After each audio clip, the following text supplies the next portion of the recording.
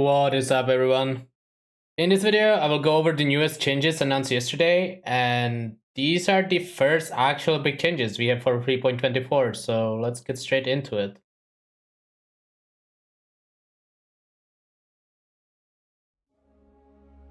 Hi, I'm Mark Roberts, Game Director on Path of Exile.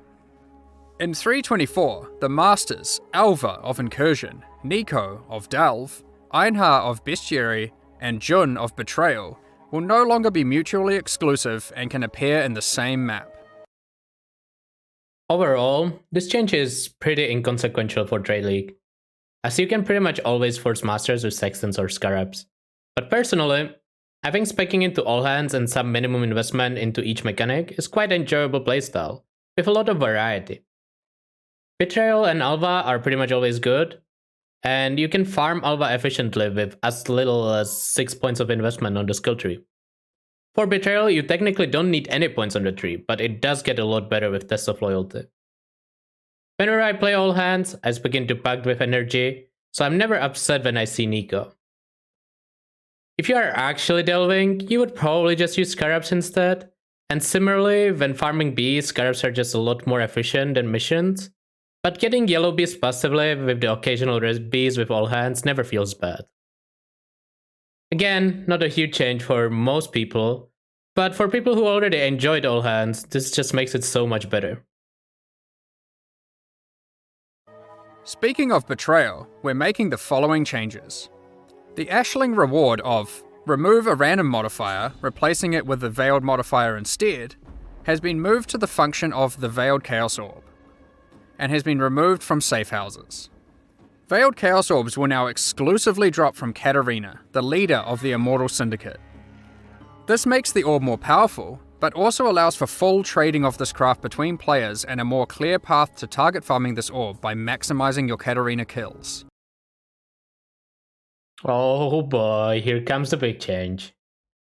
I'm gonna operate under the assumption that there isn't a huge Betrayal reward changing almost everything about it, because otherwise it would be way too speculative, and I will focus on the information we already have.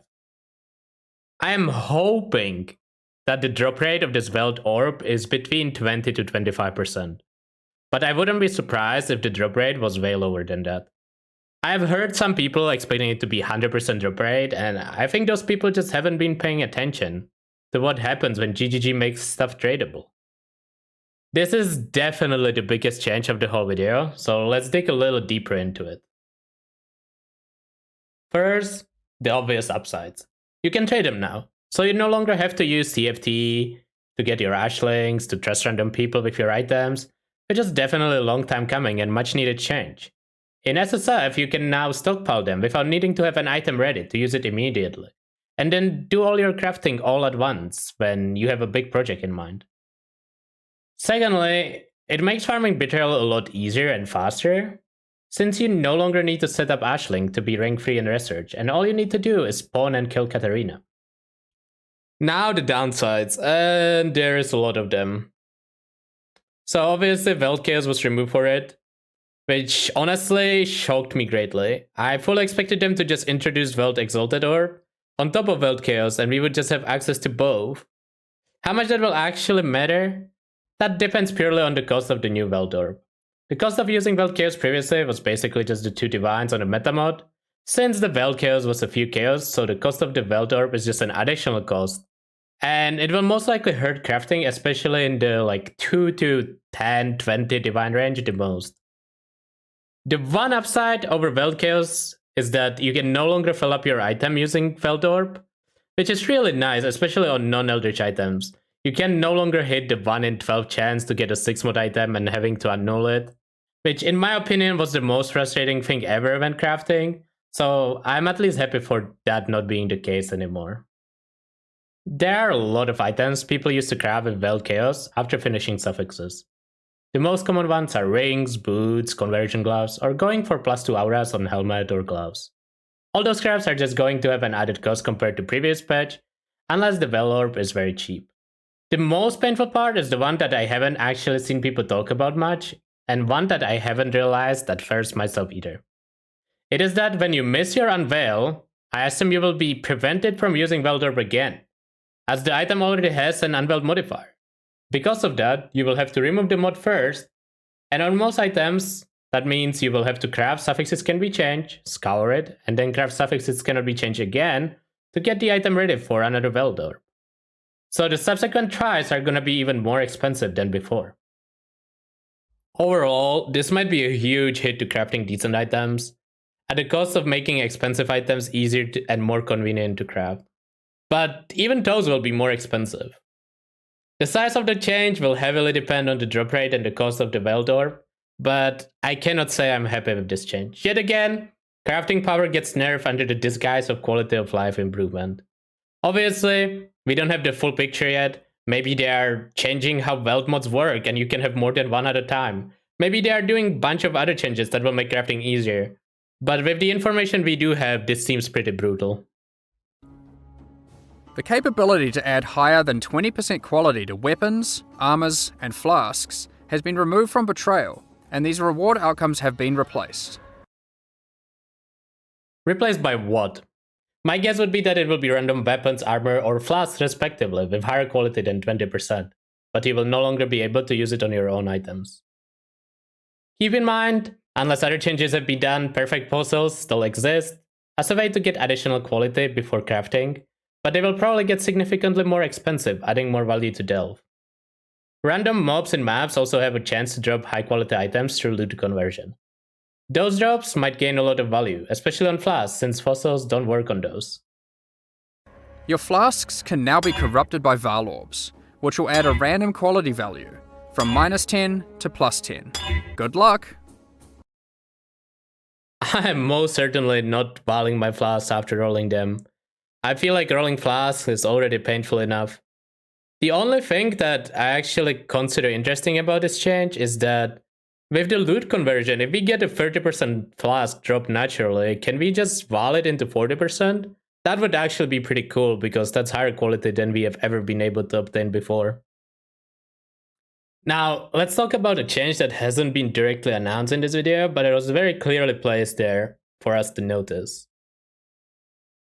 They changed the way Sapphire, Ruby, and Topaz Flask work to give 40% cold resistance or fire lightning instead of 50, which is a small nerf, not that consequential. But more importantly, they changed the less damage taken on the flask to +5 to maximum resistance.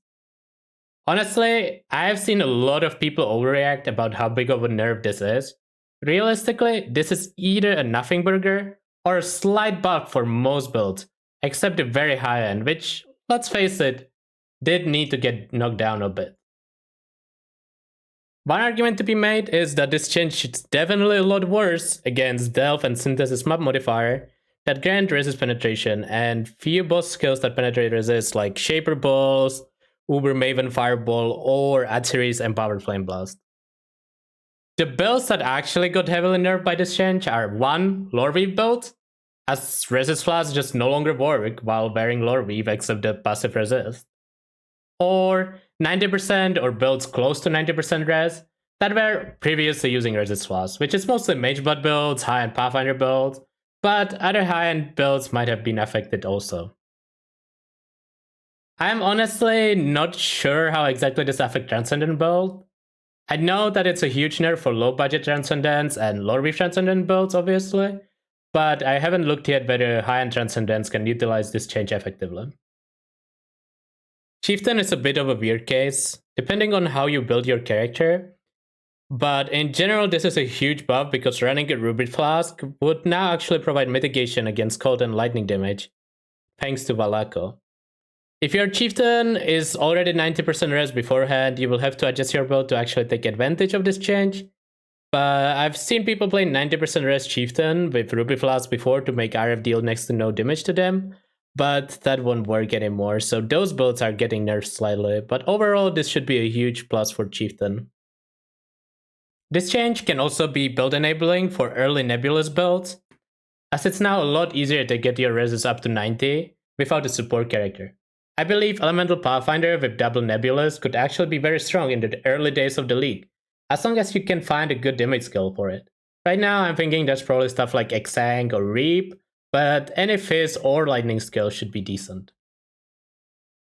I've decided to use a few easy math examples just to showcase the new effect of the flask and to illustrate it better to what the changes actually are.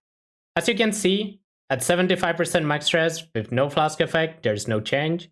And similarly, with 100% flask effect, which could simulate mage blood here, there's also no change.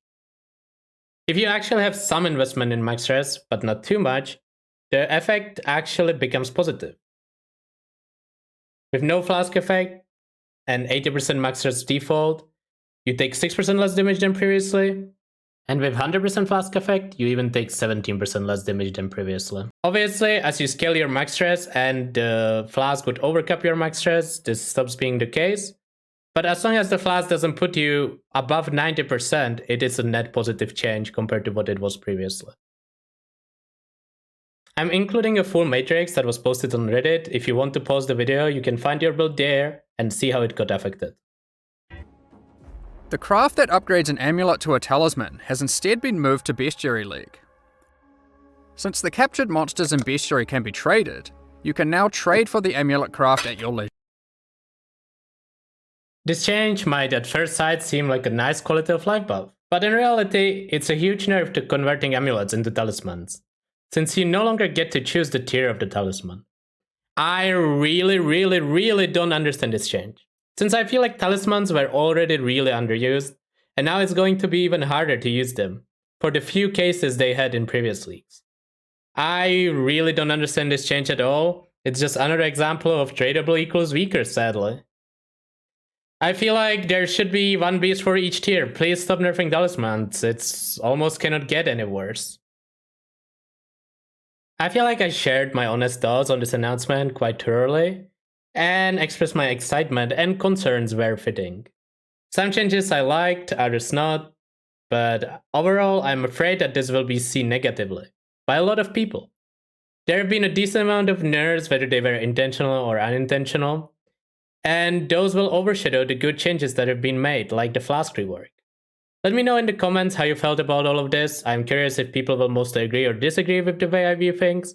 And don't forget, there might still be things we don't know, and these changes could play out differently than I expected. We'll get more information soon. That's gonna be it for this video. Thanks everyone for watching, and I will see you guys next time. Bye!